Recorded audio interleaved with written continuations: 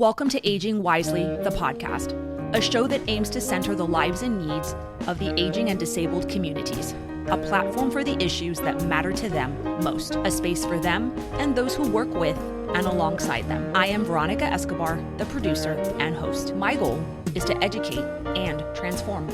During this episode, you will meet Dr. Theresa Lyons, a Queens, New York native and a Yale-trained computational chemist. She works with families of children with autism, and like so many of my past guests, her journey to this work is close and personal. And it just so happens, I know her. Just for some full disclosure to people that are listening, you and I are not strangers. You and I went to high school together. And as happens after high school, I went off to my college, you went off to your college, I became a lawyer, you became a scientist. We crossed paths a number of years ago when you invited me to do a speaking engagement with you. And it was at that time that I got to know more about what your life was like now and how much it had changed. And I got a sneak peek into your life with your daughter and what you're doing professionally now. What's the most important thing you want people to know about you? About me. In many ways, it's not really about me. It's about the science and how long it takes the science to catch up to mainstream. And so that is my mission. So it's a lot less about me, and it's more about I'm a scientist trying to bring science much quicker to parents so that they have quality information to make a really good decision for their child. So now that you talk about being a scientist, because that's what you are, that's your background, tell us a little bit about what your background is specifically. Sure. So we did get to know each other in high school, and we were in all the honors courses, if I remember correctly. Yes, we were. Yeah. Yeah. So it wasn't just one class. It was like 4 years of all honors classes. Pretty much, You and I are. Yes. I love school. I love learning. I love challenging myself. I love hard topics. I like the need for discipline to succeed. I enjoy all of that. So after high school, I went and got my undergraduate in chemistry and then continued on to get a master's degree in organic chemistry. So I was in the lab mixing things that, typical person with the white lab coat and the safety goggles. And then after that, I went to Yale and I got another master's in general chemistry, and my PhD is in computational chemistry. So that's really at the interface of biology, chemistry, math, and physics. So I really enjoyed that part of understanding chemistry, but from many different perspectives. Theresa, who wore the lab coat and who was working on her dissertation at Yale, that Theresa, what did she want to do? I thought I would work in the pharmaceutical industry, working for a company in drug design, first as a scientist, actually doing the discovery, and then working my way up more into management. After receiving her PhD, Theresa was awarded an industrial postdoctoral fellowship with a major pharmaceutical company. She was exposed to the entirety of the drug discovery process, and she found the experience to be invaluable. The power in science was the biggest takeaway. In total, she worked about 10 years on the corporate side of pharma. And you're a mama. Yep. You became a mama, and this is where, for most women, when they become mothers, things change. But for you, there were more changes than you could have ever imagined. Tell me when you started to notice, or when your gut told you something's not right, and what was that moment like? Yeah, that was when she was about 2 months old and she was trying to poop. It was really difficult, and yeah, babies, and pooping, that's kind of what they do. But it was this expression on her face where I could see it was almost hurting. And in my gut, straight to my gut, I was like, oh, this isn't right. This is not normal baby can't poop or, little constipation. That was really the first sign. At that point in time, Theresa, did you go to the pediatrician and say, I'm concerned? Or did you am I overreacting? What is the pediatrician going to think of me if I tell him that I'm concerned about my daughter's pooping? She was young, so I just kind of kept an eye on her and just was more observant. And then I always made sure to work with phenomenal doctors. So her pediatrician at 9 months, he was the one who raised the first official red flag that something might be going wrong. And what was that flag, if you can remember? He did a test, and so he had her laying on her back, and he just put a tissue over her face, and she didn't take it off. Because our natural inclination is if something's on my face and I don't want it there, I'm going to take it off. There's a lot that goes into, a baby's reaction. He said, we really have to watch this. We I'm concerned about autism. But it was like 9 months, I asked Theresa if the pediatrician had actually used the word autism when her daughter was just 9 months old. And she went on to tell me that due to her scientific background and having worked with doctors in the past, that she was good at establishing relationships with them. She told me that her ultimate goal was as much transparency and getting what she calls good information as possible. So yes, the doctor likely did use the word autism. She also told me that she had her daughter tested at a year old. When he said that to you, I want to keep an eye on the autism, did that feel like a punch in the gut in that moment, or did it feel like it was confirmation of what your gut was telling you? In that instance, it was more, I kind of agree there's going to be a problem, but maybe not, so there was a lot of hope there. Which is completely understandable. I'm not a parent, but having been somebody's daughter, I can understand the hope that you have. When did you receive a definitive diagnosis? And how was that? I got an appointment with world-renowned specialists, right? Building a healthcare team is really important. So I wanted to go to the best doctor that I could. My daughter was diagnosed when she was 3.5 years old. You found the top of the line specialist. What did you have to do as a parent? Because I know you're a scientist. Did you use your scientific background? Did you use that Yale PhD to get your daughter to that specialist? Back in my pharma days, I was a medical strategist for a consulting company. I got exposed more to the business side of pharma. And so it's all about, building certain teams, understanding the clinical trials that are going on, who's publishing research. They're called key opinion leaders. And so those are the doctors that are really shaping the field. They're doing the research, they're going out to conferences, and they're educating other physicians. So the information trickles down. I knew, all right, I have to start building a team for my daughter. If I want a diagnosis, I want someone who just eats, sleeps, and breathes autism, right? They're going to know if this is autism or not. If it's not, they're probably not going to be useful. That's fine. But if it is autism, that's the type of person that I want being a doctor for my daughter. When did you start planning that team, and how long did it take?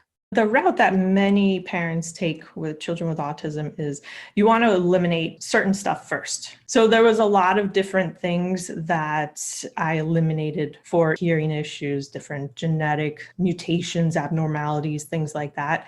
As those were eliminated, then it made sense to get in front of an autism specialist. How long did it take for you to get in front of that specialist? And how much maneuvering did you have to do? Even for us, people who don't have autism, when we have medical issues, there is a bit of the medical merry-go-round, and there is a bit of sometimes going into these foxholes. Right. How long did it take you to get to that person? And did you have to take any detours along the way?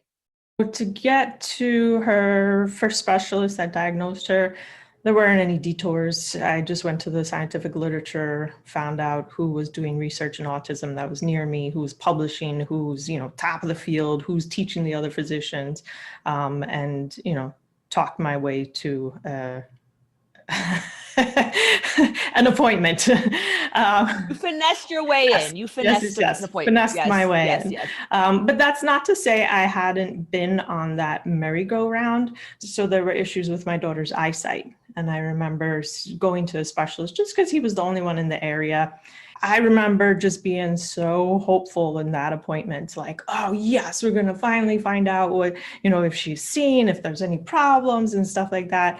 And this guy was completely unhelpful. And he was just like, yeah, that's just autism. And I was so mad. I was mad at him for saying that, because I know you can't just make a blanket statement, oh, that's just autism. Okay, my daughter's walking into things, she can't see certain stuff. That's autism? No. So I was mad at him for not being as educated as maybe I was hoping he would be. And then I was mad at myself because I wasted time, right? I had to, he was, I think, like 2 hours away. So it was like a whole day thing. And my daughter back then, traveling with her was not easy, and sensory issues and, like screaming and running away, and like, it's beyond stressful. So it was like, I was just mad at just about everything. And then at the end of the day, she still has the same medical problems. So it's just like, you tried to take a few steps forward and you couldn't. And I think that that's an issue that a lot of parents with children with disabilities, not just autism, but, in general, they sometimes go to the wrong people. So how did you take that disappointment and that frustration, which is valid, and rechannel it into getting your daughter to who she needed to see? I just made a vow. I was so angry. I had nothing else to do with that anger. So I was like, okay, what can I do with this anger? I will vow to never make a mistake like that with a doctor. It takes so much attention and concentration to get the right doctors. And it just teaches you to be a bit more careful. If I could tell myself something back then, I would say, lighten up on yourself. You gave it a good try. Go to bed, wake up. Tomorrow's a new day. You'll figure it out. You said something about the journey, that 2-hour journey to take your daughter to that doctor. The fact that, she was running away, she was having sensory issues. And I want to hone in on that for a second, because you also said something else. It's hard on you. How do you parent a child with autism without completely annihilating yourself? Because as an outsider looking in, I've noticed that a lot of parents of children with disabilities, their entire focus is their child, and they sometimes forget themselves. They neglect themselves in ways that I think you shouldn't. They neglect themselves physically, emotionally, mentally, spiritually. They forget to put on their own oxygen mask. Can you tell me, how did you learn to take time to put yourself first? So I don't think it's something that a parent can do when they get the diagnosis. It is a complete annihilation of so much. And I didn't escape that at all. It's completely hard, right? Because the child's not sleeping, you're not sleeping, right? So if you're not sleeping for, let's say, a year or so, you can't function. To ask a parent who's in that crisis mode and to say, okay, start taking care of yourself, it's not going to happen. It's not going to happen whatsoever. Most parents learn this by just reaching that bottom. So you have that initial reaction, oh my goodness, you have the grief, you have the mourning, then there's anger. You move through a whole variety of emotions, and then you get to the point where it's like, okay, I've got to do something about this. And the parent is still not going to take care of themselves through that whole entire journey. Not going to happen, right? Because these are loving parents. So they're going to sacrifice themselves to figure out what their child needs. Once they see their child start to make a little bit of progress, and then it's like, okay, I can breathe. And that's really the turning point, when the child starts to improve a little bit and the hope comes up, and then the parents can start to shift. What I did with my daughter, as she got better, I instituted Theresa time. It wasn't mama time, because I needed a break from being mama. And I totally forgot about Theresa and like who I was and what I like to do, and kind of like happy and smiling, and just that was not part of my existence for a few years. Wednesday nights was Theresa time. And I would tell her, okay, mommy's going out for Theresa time. And then I would also teach her, when things got overwhelming for her, she could take her own time. So she could go into her room, close the door, and that meant, okay, she needs her time. In essence of me kind of restoring myself, I was able to teach my daughter how to do that. And that's a great skill for any person to have. Let's talk about the crisis mode. Can you take me back to what it was like when you were starting to learn about autism and specifically about how it was affecting your daughter? How I learned about autism was really about reading a lot of the literature and talking to other parents. But there was no one that I spoke to whose child was as severe as mine. So the question of what is that crisis mode?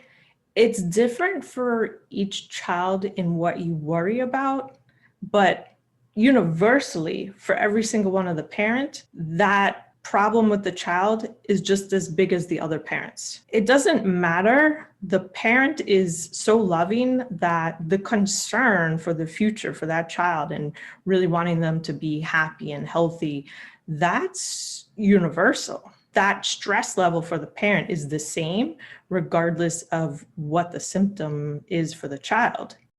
How long did crisis mode last for you? And does crisis mode ever come back?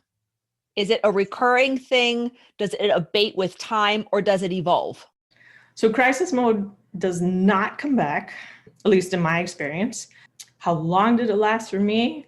A few years, maybe like 3. It's definitely really stressful. But when you start to understand what autism really is, and this is actually one thing I focus on with my clients, I teach them the science so that the mystery of autism is removed. You gave me a nice segue to one of my questions, the science of autism. All of us have heard different definitions of what autism is, how it impacts a child, what are the symptoms that you have to look out for. Based on your lived experience with your child and the work that you do with your clients, and we'll get to that momentarily, what is autism? So I see the word spelled as AWETISM. So when you ask me what is autism, that's the word that flashes in my mind. So for me, what autism is a child who is smart, curious, capable, loving, but has many health and educational barriers to actually being able to fully express that. Where do those impediments come from? Was the child born with it? Is it something that the child developed once they were born? Is it environmental? What is it? It's a mix. So not everybody has the exact same health issues that need to be resolved, but universally health can be improved in those with autism. How? That's a long answer. Typically, when I work with clients, I get them to talk about the child's symptoms. Symptoms to me are clues as to how the body is operating. So it's all chemistry. So I break it all down to chemistry. So what is their child doing or not doing? And then how do I relate that to the chemistry of the body? It varies completely from child to child. We're going to segue from PhD Theresa to the Theresa who's now helping families whose children have autism. I want you to take me through that transition and how did that come about? How did you decide this is what I want to do and I'm leaving the corporate world behind? Well, very easy. It was not my idea. I actually had stopped working a little bit before my daughter's diagnosis and to really be able to focus on her. As she started to get better, one of her specialists said, this normally doesn't happen, and you really need to write a book. You really need to educate other parents. And the doctor was like, you are credible. I listened to you, and I know other doctors would listen to you. It didn't cross my mind. I thought about it for a while, and as my daughter kept getting better and better, then I felt a strong responsibility to start teaching other parents because of how much my life has changed, how much my daughter's life has changed. And I thought, I could just walk away from this, go get, a different job, obviously nothing to do with autism, But that knowledge I have is for some reason, and I can't have that knowledge and walk away from children who are struggling and parents who are in crisis mode, because I remember that. So it really became my dharma. So let's talk a little bit about your first client, your daughter. Yes. What was that process like? What did you have to learn in order to help her? I had to learn the chemistry of her gut. So like really understanding how digestion works, really understand how the body takes different nutrients and utilize it in a variety of different life cycle functions. Understanding that was really important. And that really was that first step. What had you learned up until that point that you said to yourself, I need to be looking at my daughter's digestive system? Because I think that the key to helping her is in her gut. Well, it came with the literature. So in the literature, there's some research articles that say up to 90% of children with autism have GI issues. And so then they would describe some of the symptoms. Then it really became, all right, what's the first step in influencing the GI? And that's the food. So it was like, all right, food is important. And then really understanding how else food has been used to impact life. It was really understanding how food impacts life in general. So I studied Parkinson's disease and MS and cardiovascular disease, and really understanding, wow, okay, food can impact so many symptoms that you wouldn't associate with food. So brain function can be impacted by food, negatively or positively. And that's where I was able to start making progress for her. And then, like I said, once you start seeing some changes, it's like, okay, we're starting to go forward. Let's keep going. And then it's like, okay, mama needs some energy so that she can continue going forward. So there's kind of a lot of ebb and flow. So it's not like a linear focus only on health. So once health starts improving, then education can start improving, and then the parents can start to restore themselves, which then just, adds more and more to the forward progress. When you were doing the research into the digestive issues, into the different ways that people eat and how food impacts the body, did you bring in people who work in those spaces to help you understand the things that you were studying? Oh no, I got a lot of people in the beginning. I had a lot of people who were just like, really? That's what you're doing? And saying all those questions and throwing doubt, and, people I didn't even know. People up at school, another parent of someone else, they were like telling stories. I got plenty of that for sure. Did I get less of it than someone else? I don't know, but I certainly got a lot of it. And it can really rock a parent off their set foundation, their set plan. So they come up with a plan, they're doing something, and then they might hear back from 3 other people just randomly, oh, is that a good idea? And then they start to doubt themselves. I certainly got plenty of that. I just learned, get the science, so then I could respond to questions. And then after a while, people don't doubt you, right? Because you actually have an answer based upon science, and they don't really question why you would do something. You, with your doctorate, have the ability to have certain people around you. Do you think that your scientific background has helped you to weather a lot of the difficulties that you faced in raising your daughter?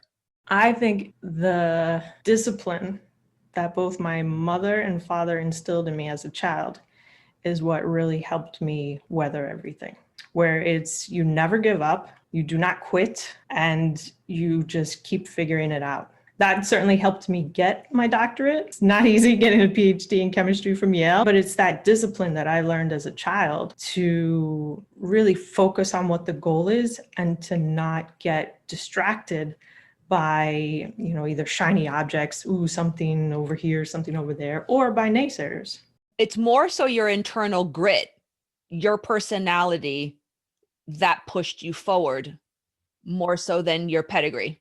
I would think so. Definitely. So in certain instances, yeah, of course. If I'm talking to a doctor and they know I have a PhD in chemistry from Yale, that's a different conversation, as long as I'm approaching it as a scientist. If I'm an emotional parent, they're going to treat me just like an emotional parent. What I've learned is to take that emotional parent, leave it in the hall, come in, handle it like it's a business meeting, where I remove that whole thought of, oh my gosh, this is my daughter and I want her to get better and do everything you can and I want you to help me. And no, that's all. Mama is in the hallway. This is Dr. Lyons talking to Dr. X, trying to figure out these symptoms. How do we get a solution to this? And it's interesting, and I think it's beneficial that you made that statement. The fact that oftentimes when you're talking about a serious subject like your child's health, you have to remove the emotion from it. And that's not easy to do. No, it's not easy. It's not easy to do, but I can't relate, but I can understand how removing the emotion from it and almost looking at it analytically, you're looking at a problem that needs solving. Yep.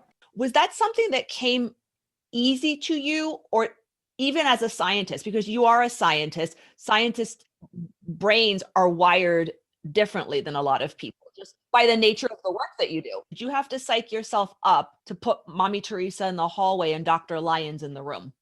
Psych myself up? No. This is handling business. Maybe I got 30 minutes, right, with this expert. If I go in there with my problem of being sad, upset, scared, fearful, anxious, depressed, the doctor is going to focus on my problem. And the answer he gives me is going to be different based upon he has to solve my problem first. The problem for him to fix was the issues with my daughter, so we could focus on that.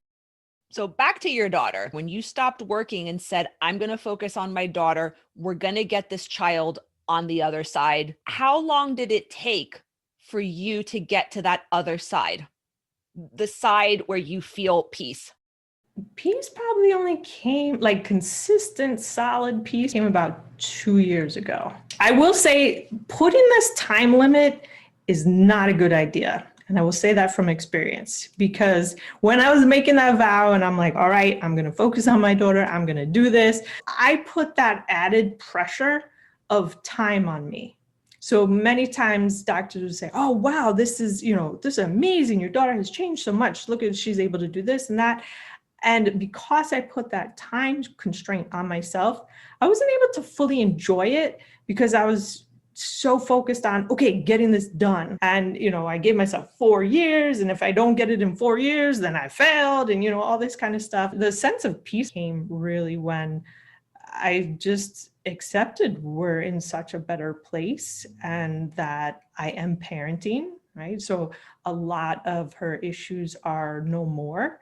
I'm not so much in caregiver anymore. Like, yeah, she still can't tie her shoes and, certain things like that. But that's like minor stuff compared to watching for seizures, worrying about her dying, not being able to feed herself, not being able to go to the bathroom. That's a caregiver role. Being more in the parenting role is very different. Did you find yourself being more present in every accomplishment? Oh my goodness. When a person goes through this amount of crisis, the most amazing things can happen if they're willing to start to exit crisis mode and respect and appreciate all they were able to do to get to that other side. So if I continued to focus on things like, oh, my daughter's not tying her shoelaces, or, different things like that, like handwriting is still hard, speaking still hard. All I see is the lack in her. And all I then feel is inadequacy, right? I feel maybe anger. Oh, I'm still dealing with certain things. And obviously then I didn't learn anything about appreciating the small things in life. So for me and for like the parents that I work with, first appointment with any of my clients, everything is going to change. You're going to change. Your child's going to change. It has to change, because if your child starts to get healthier and happier, will you be able to enjoy it if you're still worried, if you're still stressed out? You can't. It doesn't match. You can't have a happy and healthy child without the parent being happy and healthy. It doesn't work like that. When you're having a hard moment, who's your support network? Because I've always wondered, who does a parent turn to when they need someone to talk to, when they need to vent? We can't take care of all our needs. As human beings, we're just not capable of it. What has helped you? I have been very fortunate in that whenever I've needed help, the universe has always provided someone. I just had to realize it. It hasn't always been the same person. So there were, different autism parents in the beginning, friends, family. Obviously, family is very consistent. You read a lot about how some people are closed off and some people are open.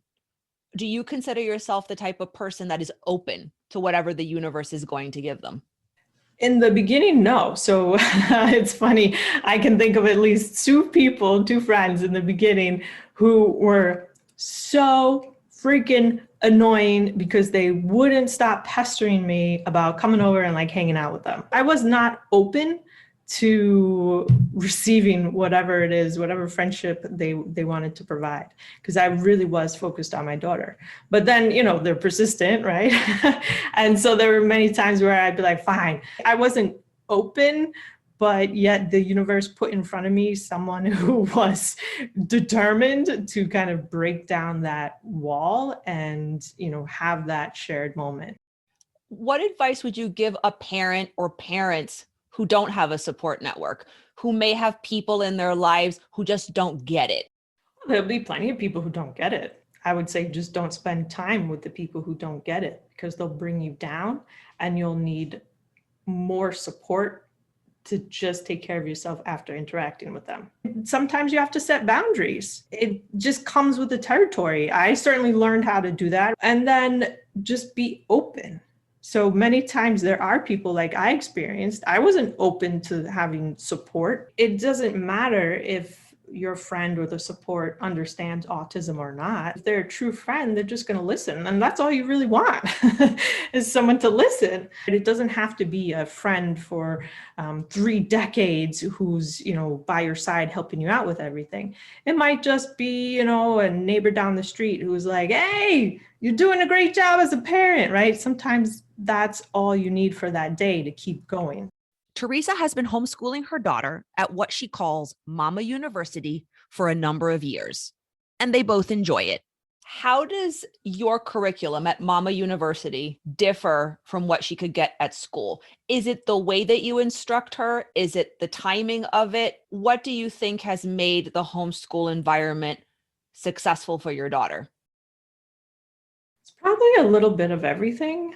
The one thing that is different is that when I homeschool her, she participates in my business. She gets an education of what it's like to have clients, what it means to be responsible, what it means to be on time for appointments, and on time when appointments end. So she's picking up a lot of these real life skills that are really valuable for business and for functioning in the world. When we get ready to do something, when she had swim lessons or horseback riding lessons, she understands, okay, I've got to be on time.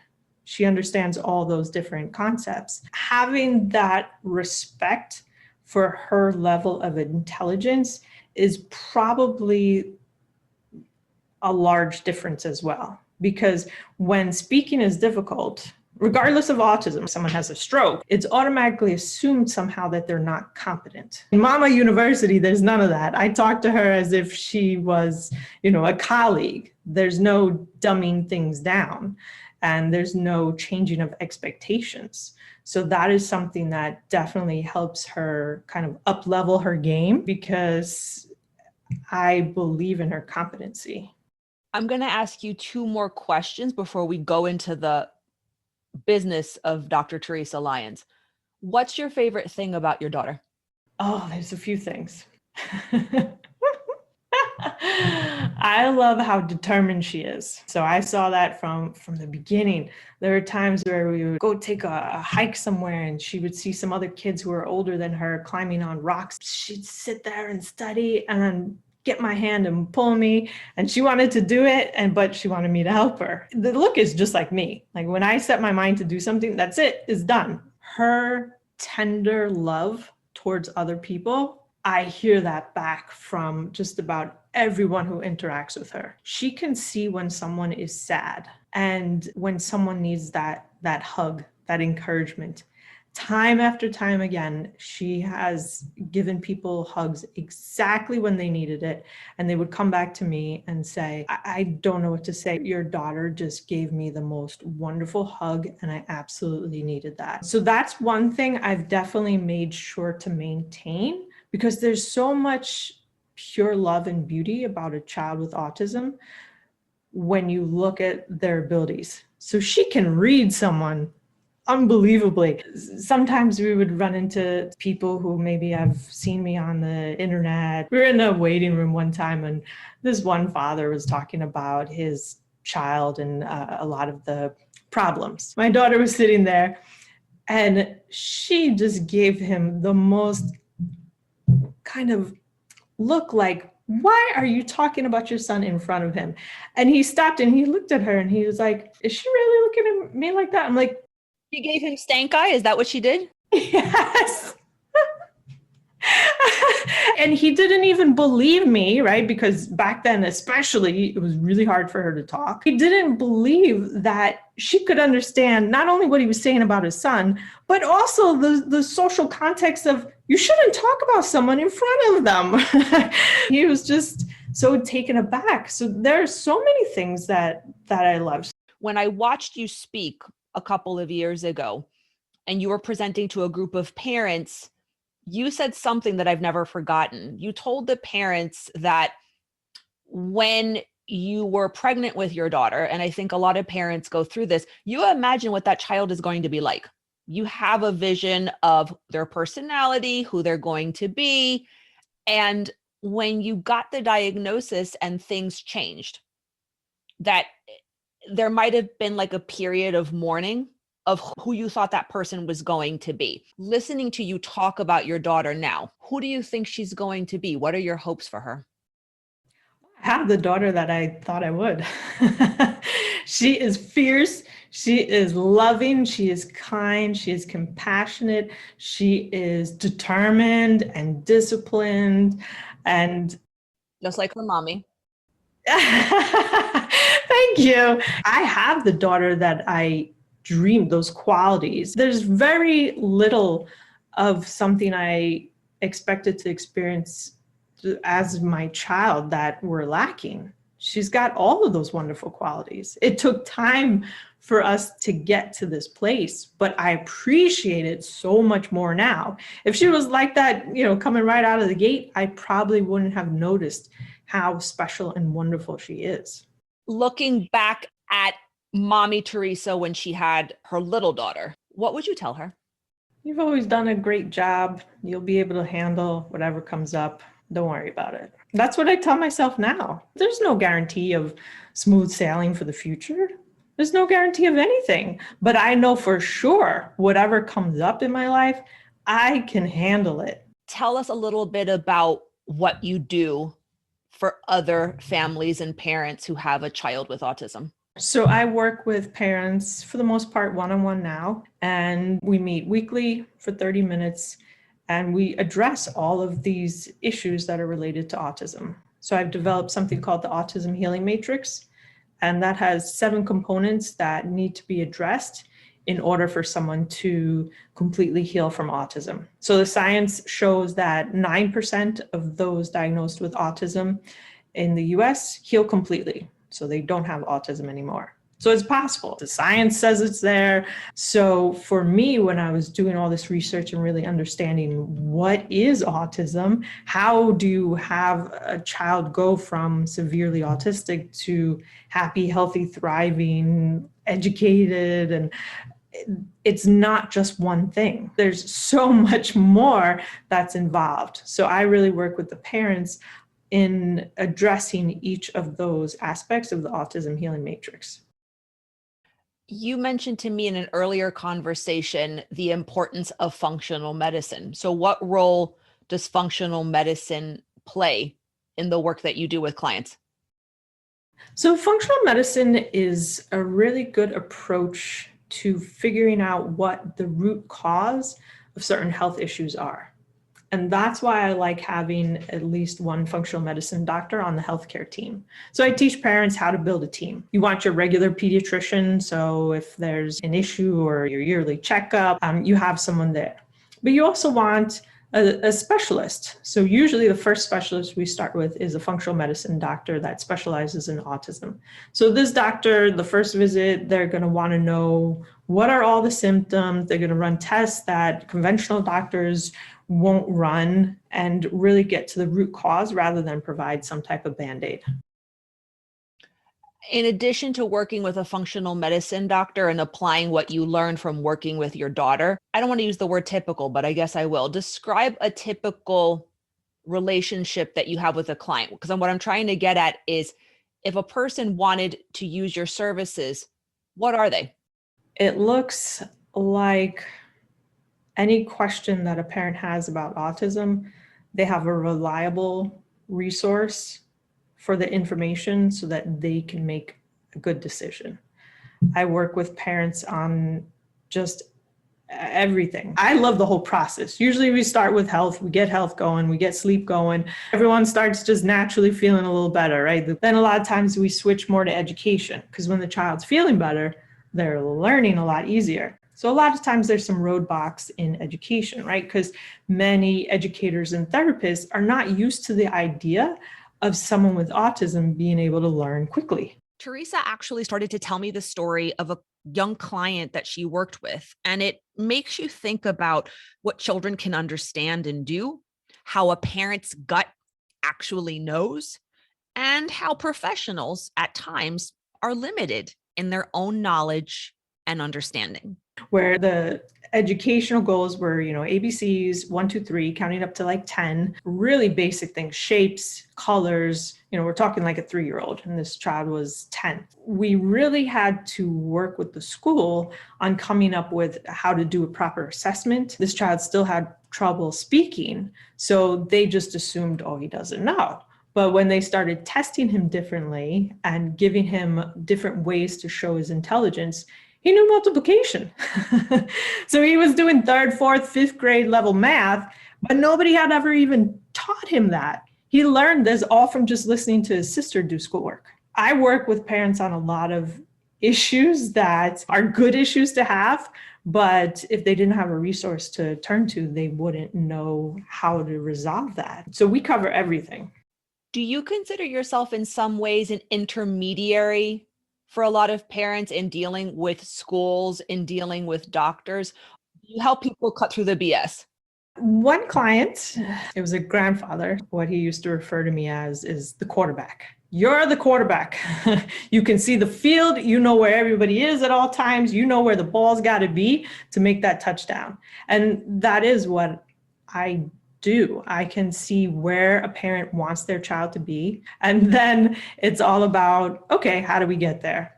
My responsibility is coming up with the smaller steps, and the client's responsibility is actually doing the work. So I can't do the work for anyone. I have one daughter. I did the work for her. We're loving it. Life is good.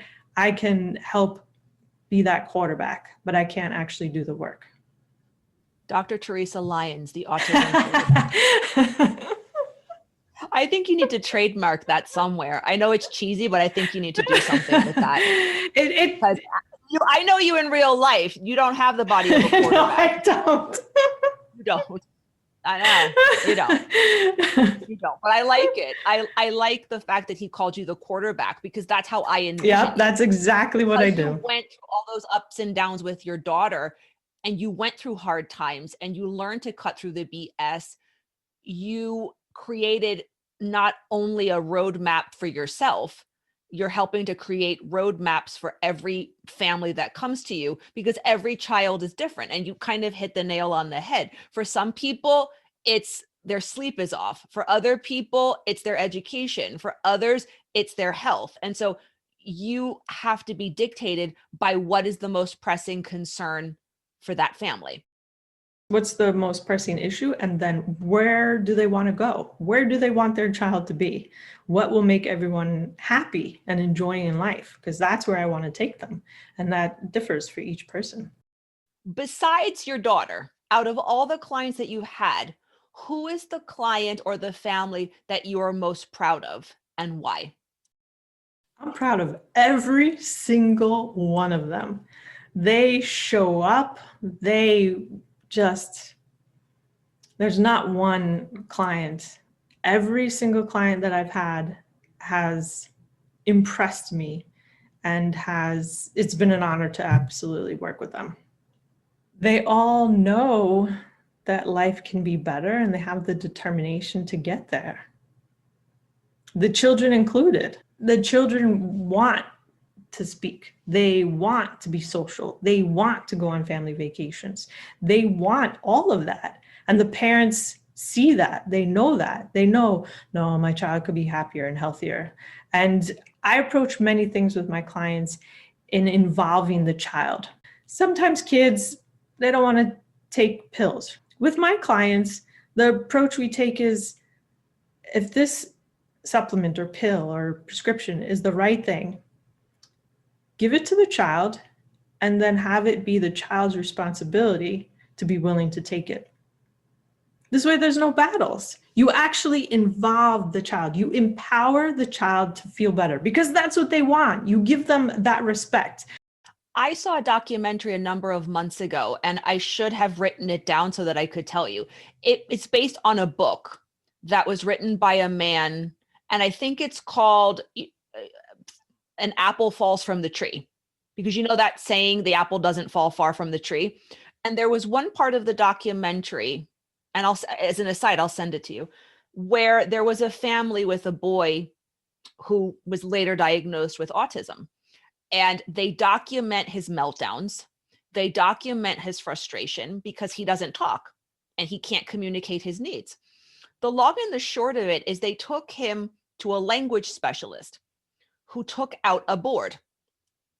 And it was a board with letters. And they put the board in front of him. And I will start crying when I start thinking about this. And he spelled out, he's like, I'm sorry, mama, I'm trying. He spelled it out. And I think that that's the one thing that there's somebody in there. He was in there the entire time. He just didn't have a way to tell his mama. The inclusion of that board in his life changed everything. And when the documentary closed, he's using the same board. And he says, I think because he's already in high school, he's like, watch out, girls, here I come. Spelled it out on the board. The kid has a sense of humor. He's cheeky. He's a person, of course. And the journey of those parents to get to that professional, she absolutely knew her stuff and said, we're going to put this board and he's going to spell it out. And it would take forever, Theresa. I'm watching him and he's the one moving the letters. And it would take a while. Yeah, I have clients who do that. And when I saw that, I had never, because it's not my world, but when I saw that, I burst into tears because you could see the pain and the frustration etched on the parent's face. And every doctor, that hope that you talked about, that hope of, is this the person that's going to figure it out? Is this the person that's going to help us? And pushing until they got to that person. And I felt like in that moment, everything, it didn't make certain things go away. That's not what it did, but it opened up that boy's world. And it opened up the parents' world. Every child with autism has that cognition, right? But not every child with autism is given the opportunity or the ability to communicate that way. But in my experience with every single one of my clients, as they do the work, as their child gets better, whether they can, some children start speaking, they don't have to go to letter boards or anything like that. But there's never been a child that I've worked with where when things start improving, the parents are like, oh, wow, there's no intelligence here. No, there's like beyond brilliance. And that's like every single client, they just get blown away with, oh my goodness, where did they learn this? Where did they learn these words? Like the They've been vocabulary. learning the entire time. Exactly. They've been learning the entire time. They're sponges. Yeah. They sponges. just can't express it. And when someone can't speak, then it's automatically assumed that there's no competency there. And that's really frustrating for the parent, because many times the parents know it deep down in their heart. And then also for the child, because they have to go through life with people just writing them off. During our conversation, I talked to Theresa about Catherine Yo and the Able Ensemble, the young people that they work with, and how I had recently interviewed Katie for the podcast. During a portion of Katie's interview that didn't make the final cut, we talked about the controversy around the musician Sia's movie and its portrayal of an autistic young person, and the fact that there were no actually autistic people in the cast. Theresa didn't have much to say about the film, but we did talk about how autistic people interact in the world and the concept of autistic burnout. She's amazing. And what she said to me was, it's funny though, because autistic people are acting every single day because they live in a world that oftentimes doesn't make sense to them. To talk about the mask aspect, most of us go through life with a mask on. There is something called autistic burnout, which is in the scientific literature. And when I work with clients who are teenage or a little bit older, this is something we work through. And so some children with autism, some teenagers, they feel like there is some burnout from having to pretend. I've had other clients who are like, no, if I want to stim, I stim. I don't care about somebody else. But maybe their burnout really comes more from some certain health issues.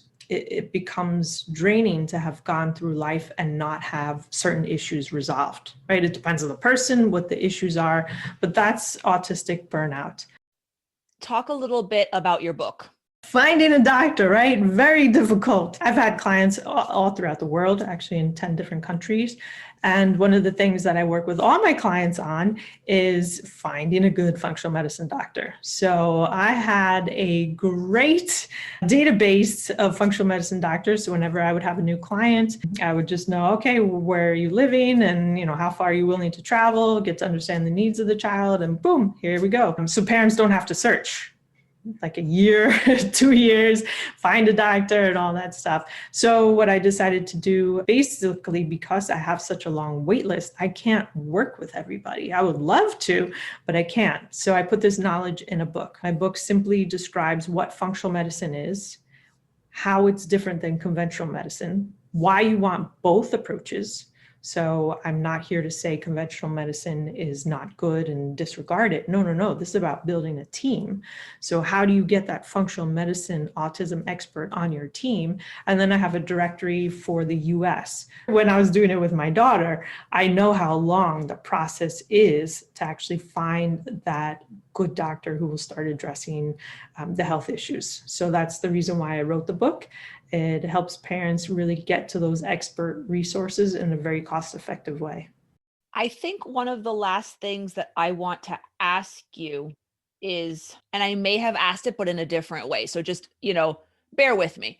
What would you say to a parent who doesn't see the light at the end of the tunnel? That's all about having faith. I didn't see the light at the end of the tunnel. I just knew I was going to get there. And that relates back to what are the characteristics of the clients that I love? That determination. Both them and their child know I can be happier, I can be healthier. I don't know how I'm going to get there. I don't know, how long it's going to take, but I'm going to get to that end of the tunnel, and I'm going to try and enjoy my life as much as possible as we go through the tunnel. You can have a lot of fun going through the tunnel and not being focused at the end of the tunnel. Sort of what we were talking about earlier, being present in those moments of victory or in those moments of progress, and not thinking too much about how long you have left in the journey, because nobody knows that. Nobody knows what that is. Right. Yeah. But you've seen enough around you to know that things can get better. So you're in a tunnel, just keep going forward. You'll start to see it, and then it gets exciting. And then, believe it or not, you might be a little sad when it's over. See, I can't relate to that, but I'll believe you. I'll believe you. There have been times where I've been sad, where I've been like, wow, I wish I appreciated certain aspects of that crisis mode. I mean, because it was so gut-wrenching. It was so terrible. But now that I'm on the other side, it was like, wow, I wish I could have appreciated that in the moment. I thought I knew what you did, but going through this interview, I realized that you do so much more. To me, you're a beacon of hope for the clients that come to you. It's because you're Mama Lyons. You walked the walk. You don't only talk the talk. You went through that dark tunnel. You went through that crisis mode. You cried. You screamed.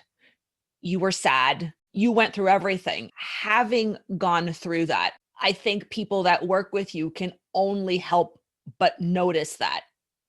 I don't think you even have to say it. I think the fact that you lived through that experience very likely comes out in your interactions with your clients.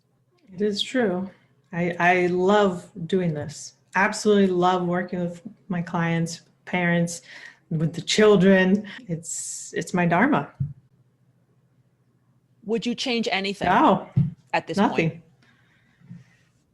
Nope. Nothing? That's all she wrote, Dr. Theresa Lyons. That's it. Nothing. Thank you so much, Theresa. It's always very cool to see the journey of my classmates. And it's not very often that I'm able to get sort of a ringside seat or get a perspective into someone's life that I went to school with. You and I knew each other when we were 14 years old. To see where we are now, all the lives that we've lived, it's really, really interesting. Theresa and I definitely talked more after the recording ended. She's a warrior mama. That's it. She's a mother's love and determination personified.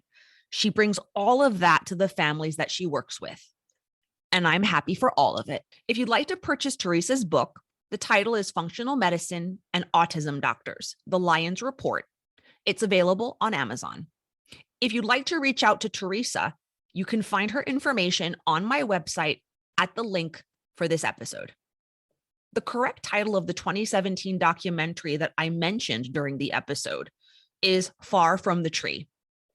It's available on Amazon Prime, Hulu, Sling TV, and for a fee on YouTube. It's based on a book of the same name, and I highly recommend it. Thank you for joining me on another episode of Aging Wisely, the podcast. As always, I would like to acknowledge Adam Galchis and his family band, The Waffles, for my theme music. If you like my podcast, please subscribe or follow. You can find it on Apple Podcasts, Google Podcasts, Stitcher, Spotify, Amazon Music, Pandora, SoundCloud, or if you spend time on YouTube, the podcast has a channel by the same name where you can find the episodes.